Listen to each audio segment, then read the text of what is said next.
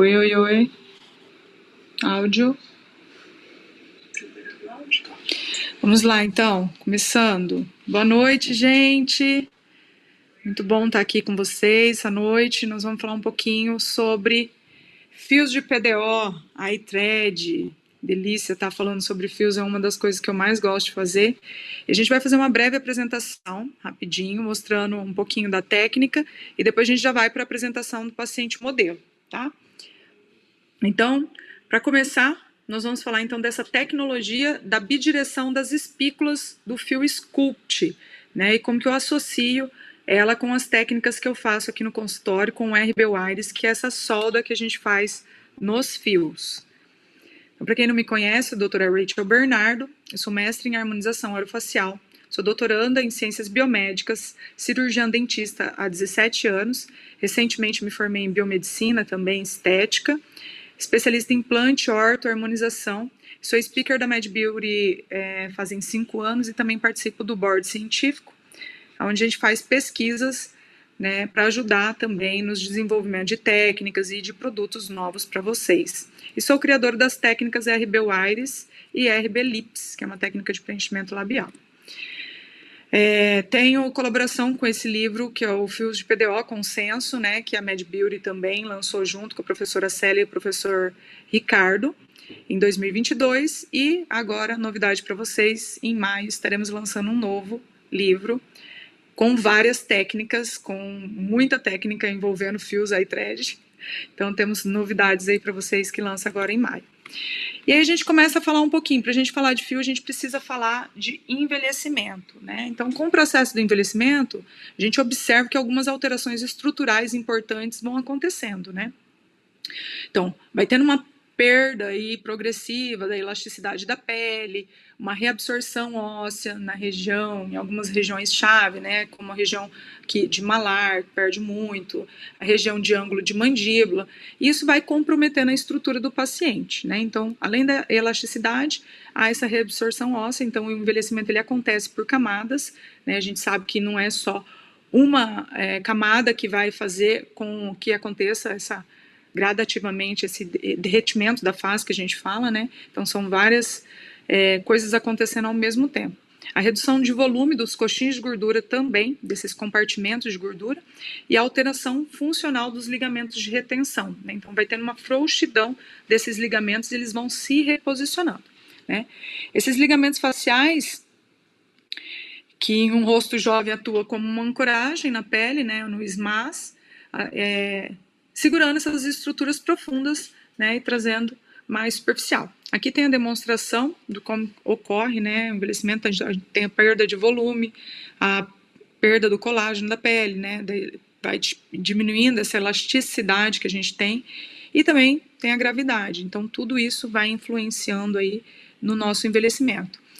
Nesse artigo aqui mostra também como que a diferença, né, a faixa etária de 18 a 30 anos foi testado em 66, né, pacientes, e tem uma baixa bem reduzida aí depois dos 30 anos, chegando de 60 a 70 anos.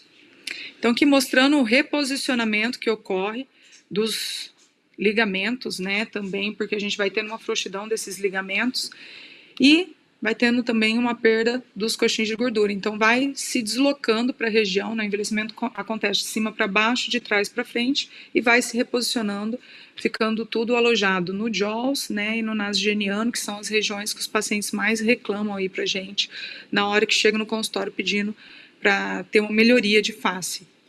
Então, essas estruturas começam a perder essa capacidade de suporte, e eles se tornam mais frouxos, menos efetivo na sua função, que é a estabilização das camadas, né? Então, vocês podem ver aqui nessa imagem inicial que o ligamento, ele tem uma conexão óssea, né? Passa pela parte muscular, pela parte dos coxins de gordura e se conecta à derme superficial.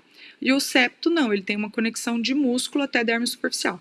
Quando a gente tem um envelhecimento, ele vai ficando frouxo e vai deslocando, né? Então ele fica mais elástico, essa parte fibrosa do ligamento, e vai se deslocando para a região mais inferior da face, né, e para frente, e vai se movimentando. Então o que a gente faz com o fio nesse caso? A gente reposiciona de volta ele para o local. É lógico que quando a gente tem uma quantidade muito grande de tecido, mesmo a gente reposicionando esse tecido, a gente ainda não consegue entregar o resultado. Em alguns casos é só cirúrgico. Mas uma pele que a gente consiga aí ter uma mediana ali de frouxidão, né, desses ligamentos, a gente consegue sim reposicionar sem muita sobra de tecido, tá, pro local. Então, a pele ela vai, né, se tornando a própria pele com uma perda de 30 a 50% mais ou menos da elasticidade aí ao longo da vida adulta, né, e agrava com a perda da sustentação também, a parte óssea. E essa gravidade, né, lógico que ajuda também a puxar o rosto para baixo. Então, acaba agindo sobre todas essas estruturas. O que acontece? Então, tecidos são puxados para baixo, começa então a se observar uma formação de bolsas, sulcos, pitose e excesso de pele, especialmente em pontos delimitados, como eu falei, que é o jaws e o sulco nasogeniano.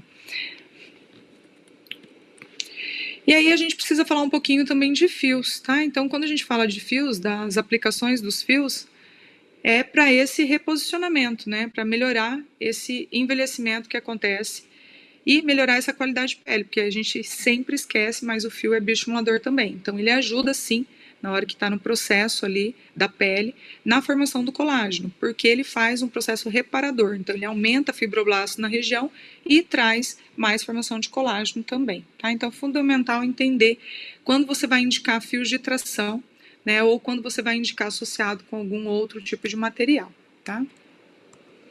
Então, aqui a gente tem a fórmula química do fio, né? Então, a gente sabe que o fio ele é formado por 4 moléculas de carbono, 6 de hidrogênio e 3 de oxigênio, né, junto com água.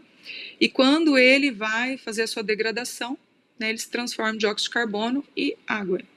E aí, nesse estudo que foi avaliado aqui, foi visto que o calor, né, ajuda na cristalização do fio, mas que ele retarda o processo de reabsorção. Né? Então, por que eu estou mostrando isso para vocês? Porque a técnica que eu vou mostrar hoje, ela envolve isso, né? Você vai aquecer o fio para fazer a solda, para fazer a técnica RB Wires. Então, a gente sabe que não tem comprometimento quando você faz um aquecimento controlado. Você não pode passar da temperatura, né, que foi feito o estudo, para não ter um risco desse fio cristalizar por inteiro e ficar quebradiço, mas você pode aquecer ele, que não vai modificar a parte da química do fio, da estrutura do fio, né? Então não vai ficar fragmentando esse fio quando você for usar. Aqui tem um vídeo mostrando como que é feita a solda, né? Então é um equipamento aquecido que vai encostando sobre o fio de PDO e esse fio vai fazendo a união das duas pontas. A gente consegue colocar 2 fios, 3 fios, até 4 fios na mesma solda, sem ter grandes volumes, né? Então, é um aquecimento controlado. Nesse gráfico aqui do estudo, vocês podem ver que você passando de 200 graus, você já tem uma modificação na estrutura química do fio, né? Mas chegando até 200 graus, você não tem essa modificação. E aqui do lado, no vídeo, mostrando a colocação dos fios, né? Numa pele, e como que você, unindo os fios, você consegue potencializar o resultado, né? O nó, ele é muito legal, tem bastante gente que usa. Porém, como o fio tem memória, o nó ele pode abrir a ponta e pode destruir. Por isso, o desenvolvimento dessa solda, para que não abra, né, essa ponta e que ele fique mais justo ali, não tenha tanto volume para o paciente não ficar incomodado, tá? Então, como que a gente vai usar o fio sculpt? Lembrando que o fio sculpt ele tem garras bidirecionadas, tá? E essas garras que ajudam a reter a pele. Então, ele trava na horizontal, puxando, e depois ele não deixa o fio voltar, né? Então, você trava dos dois lados como se fosse um cabo de guerra mesmo. E aí, o que eu tenho feito aqui que tem dado muito resultado? Eu tenho feito uma ancoragem nele quando eu não vou usar a solda em formato de L, porque eu travo ele na horizontal e depois eu busco o fio, puxando ele para cima e travando ele em L para ele não descer novamente essa pele, tá? Então, isso tem me ajudado bastante na retenção do fio quando eu não vou trabalhar com um nó ou com a solda RB Wires, tá? Então, se eu quero colocar só um fio, eu faço nesse formato, ou se eu quero colocar 2 fios, daí eu já posso colocar nesse formato, unindo com o fio em cima e fazendo a solda, tá? Então, aqui vocês podem usar a estrutura, né, do fio a seu favor. Né? Então, quando eu faço esse L, eu estou usando as duas bidireções das espículas do fio.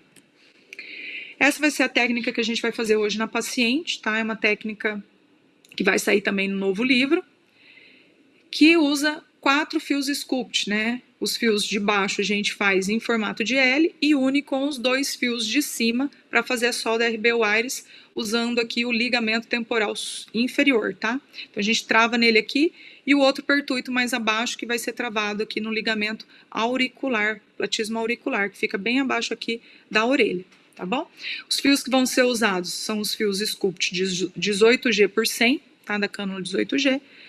E a gente vai só fazer sculpt, não vai fazer nenhuma outro tipo de acesso, tá? Com outro tipo de material. Mas, caso vocês precisem, também dá para associar, sim, outro tipo de material.